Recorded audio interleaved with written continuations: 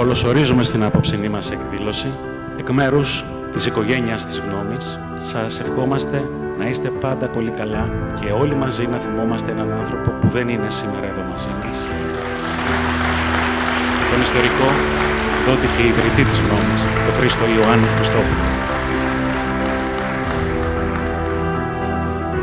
Θα το θυμάμαι πάντα ως έναν άνθρωπο με ανήσυχο πνεύμα, χαμογελαστό, αισιόδοξο και πληθωρικό.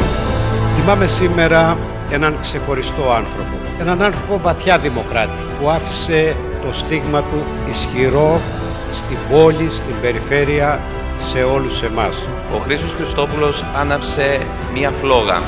Μία φλόγα για να φωτίζει και μία φλόγα να ζεσταίνει τους παγωμένους καιρούς του παρελθόντος αλλά και του παρόντος, και μία φλόγα που, Ιωάννη, νομίζω ότι την κρατάς σε πολύ καλή κατάσταση και συνεχίζεις το πολύ σημαντικό έργο του πατέρα σου και μην φοβάσαι τίποτα, γιατί η παρακαταθήκη είναι πολύ μεγάλη.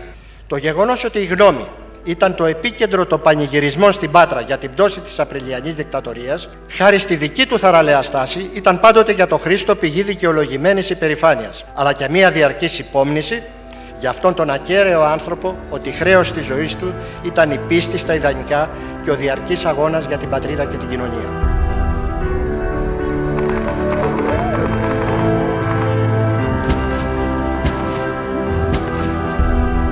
Δημοκρατία και δημοσιογραφία.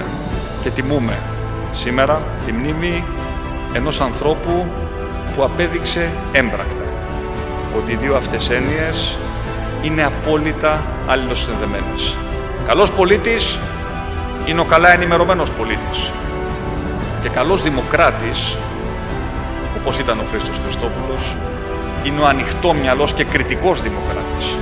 Δίδαξε δημοσιογραφική ευπρέπεια και δημοσιογραφικό ήθος.